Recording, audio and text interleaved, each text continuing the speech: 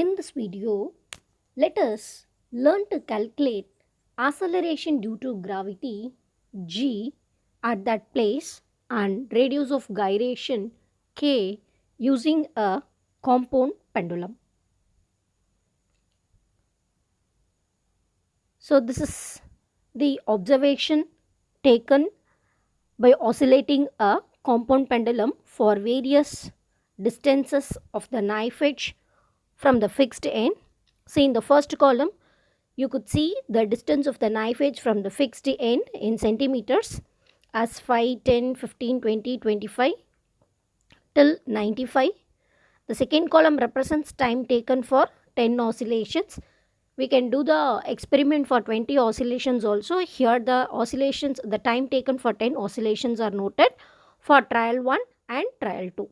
See for the first reading 5, the time taken for 10 oscillation is 16.09 seconds and for trial 2 is 16.09. So the mean of these two is 16.09. Adding this trial 1 and trial 2 time and dividing it by 2, we get 16.09. We all know what is a time period. It is the time taken for one oscillation. We have got the time taken for 10 oscillation as 16.09. Dividing it by 10, we get the time period, that is time taken for one oscillation, as 1.609. Then look at the next distance, that is for 10 centimeters. The time taken for trial 1 and trial 2 are 15.41 and 15.47 respectively. Taking the mean of these two numbers, that is 15.41 plus 15.47 divided by 2, we will get mean as 15.44, and the time period, by dividing it by 10, we get 1.544. So we have calculated the time period t till 45. We all know at 50 the compound pendulum will be at a neutral position, so we will not get any oscillations. Then we will invert the pendulum, and once again we will take the time period for 55, 60, 65, 70 till 95, and we will get the we will note the time taken for 10 oscillations as for trial 1 and trial 2, and we will get mean and the time period will be calculated. You could see for 95 the time period is time taken is 16.10 for trial 1 and 15.97 for trial 2. So the total, for the mean is 16.03. Dividing by 10, we get the time period as 1.603. We can also note, or we can also check the time period for 5 and 95 will be same. For 10 and 90 will be almost same. For 15 and 85, for 20 and 80, the time periods will be same, because we all know the center of oscillation and the center of suspension of a compound pendulum is interchangeable. Hence, these 2 points will have a same time period. So, with this time period, we are going to draw a graph, and from the graph only we are going to find out the value of j and k. In this experiment, the maximum mark is given for drawing the graph. Okay, let us take a graph sheet like this and keep it in a landscape position. We need more number of points, so you have to turn the graph and keep it in a landscape position.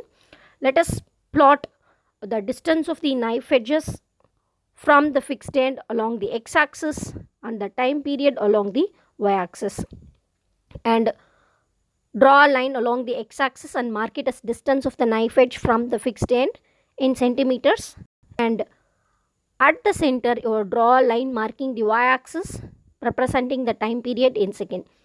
So appropriate scale for the set of readings represented here is on the x-axis. It is very easy. 1 centimeter is 5 into 10 power minus 2 meters. On the y-axis, 1 centimeter is 0.1 seconds. So this is the best scale we can take to represent this graph. Okay, so now then the scales has been plotted 5, 10. Okay, at the center line you have to mark it as 50, because we know there is no points there. Since it is a neutral position, the time period line has to be drawn there. So uh, to the right of 50 and to the left of 50, let us plot other readings: 5, 10, 15, 20, 30, 35, 40 to 50. Then 55 to the right of 50, 55, 60, 65 is plotted there on the y-axis. So based on our readings, I have started from 1.5, 1.6, 1.7 and plotted till 2.9. You can take the points according to your readings or according to the time period what you have got.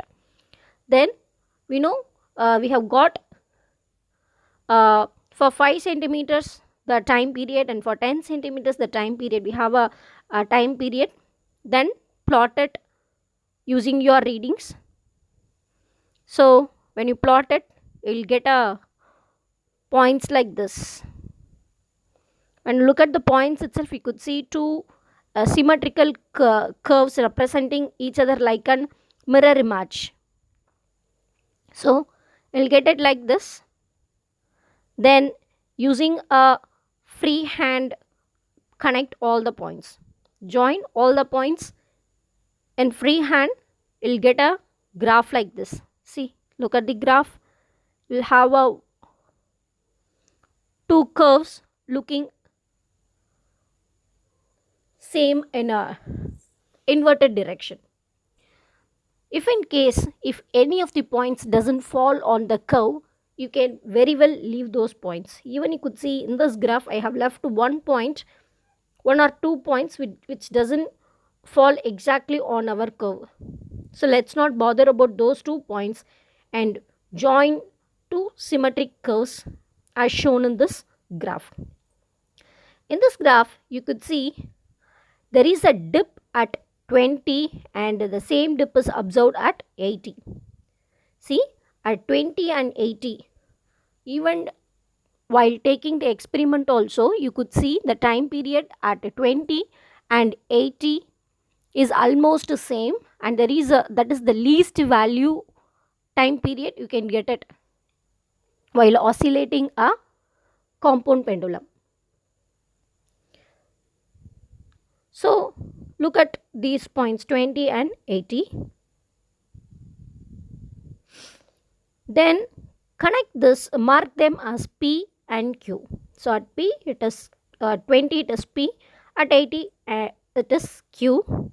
Join those two lines and drop them to meet at x-axis. So the point P meets the x-axis at 20 and Q meets the x-axis at 80.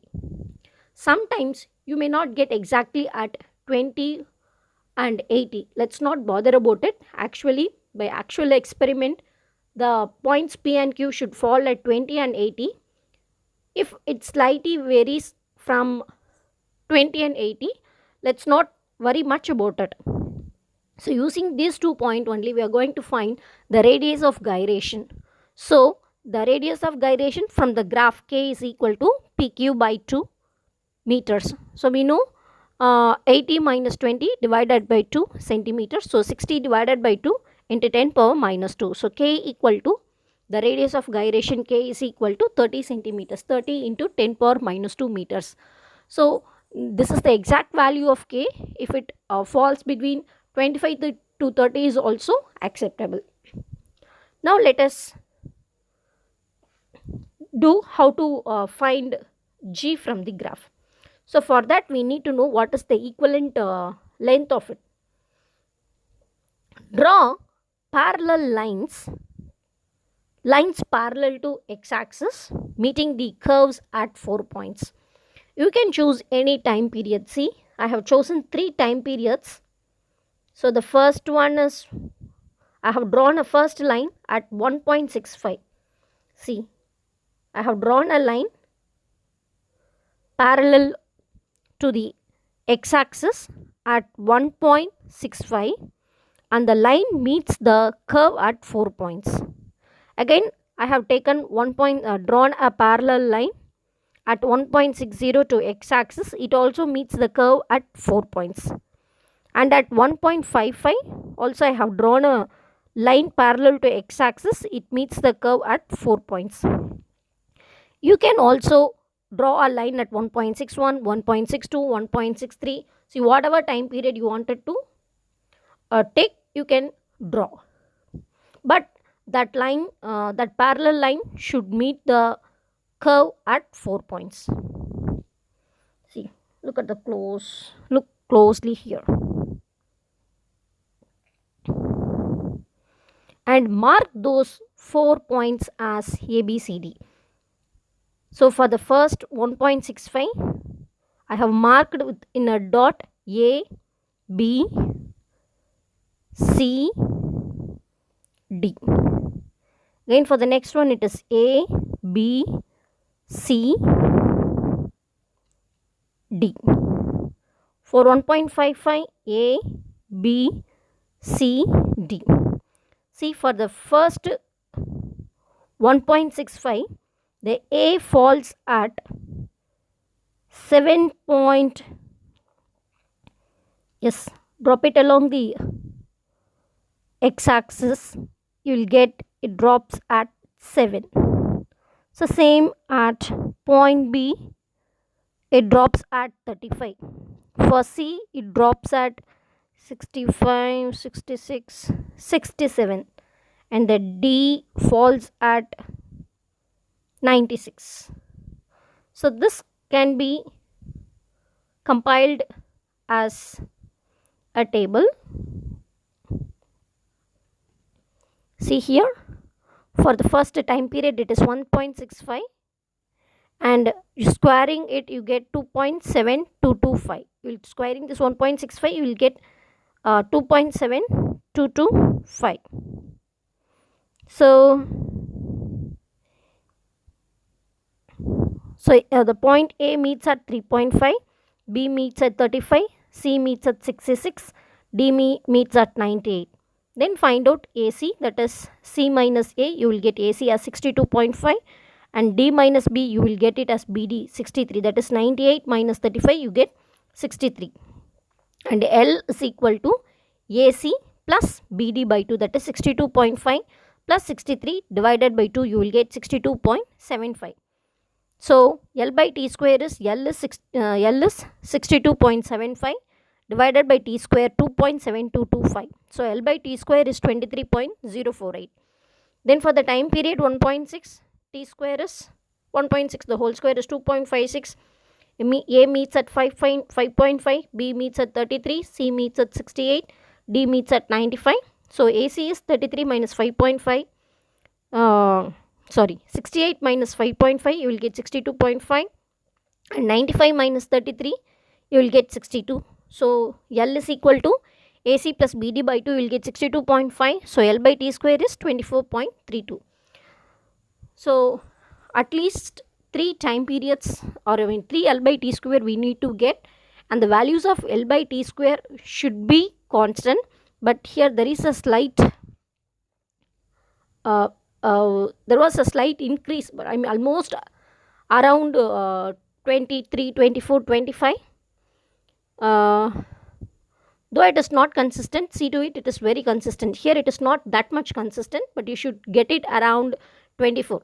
So the mean value of these is L by T square is 23.048 plus 24.32 plus 25.182 divided by 3 will give us 24.183 into 10 power minus 2 meter per second square. So with this L by T square we can find out the value of G. The formula to find G is equal to 4 pi square L by T square 4 into 3.14 the whole square into 24.183 into 10 power minus 2, that is taken from the graph, we get 953.73 into 10 power minus 2. Pushing this 10 power minus 2 inside, we get 9.537 or 9.54, rounding off, we get 9.54 meter per second square. But we all know the value of acceleration due to gravity is 9.8 meter per second square. So the answer obtained here is almost closer to it. So So G here is 9.54 meter per second square. We can present our results as the acceleration due to gravity at that place using a compound pendulum G is equal to 9.54 meter per second square, and the radius of gyration k equal to 30 centimeters. 30 into 10 power minus